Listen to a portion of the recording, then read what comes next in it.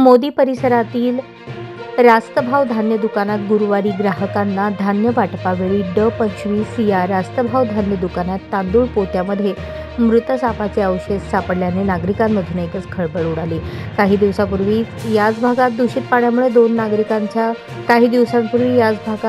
पाण्यामुळे दोघांना आपला जीव गमवावा लागला होता. आता पुन्हा वादग्रस्त असलेल्या रेशन प्रणालीतून चक्क तांदळातून मृत सापाचे अवशेष सापडल्याने मोदी परिसरात नागरिकांमध्ये भीतीचे वातावरण निर्माण झाले आहे. याबाबत नागरिकांनी अन्नधान्य वितरण अधिकारी ओंकार पडोळे यांना तक्रार केली असता अन्नधान्य वितरण अधिकारी यांनी तात्काळ पथक पाठवून त्या ठिकाणाची चौकशी आणि तांदळाचे सॅम्पल ताब्यात घेऊन त्याची तपासणी करता पाठवून देण्यात आले.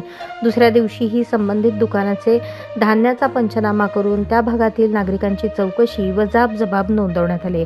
संबंधित दुकानदाराने याबाबत प्रतिक्रिया देताना धान्य गोडाऊनमधून ज्याप्रमाणे आले त्याप्रमाणे नागरिकांना वाटण्यात आले असे कळवले.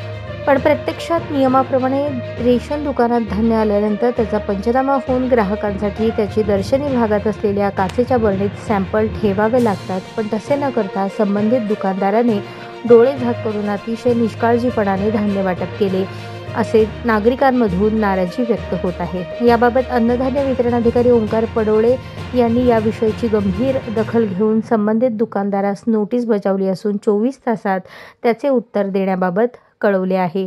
एकंदरीत अतिशय दाट लोकवस्ती असलेल्या भागात असे निष्काळजीपणाने वाटप झालेल्या दुकानावर तात्काळ कारवाई व्हावी असे नागरिकांमधून भावना व्यक्त होत आहे. हा एक प्रकारचा जीवाशी खेळण्याचा प्रकार होत असल्याबाबतही नागरिकांनी चिंताजनक भावना व्यक्त केल्या आहेत. आता यावर अन्नधान्य वितरण अधिकारी काय कारवाई करतील याकडे समस्त सोलापूरकरांचे लक्ष लागून आहे.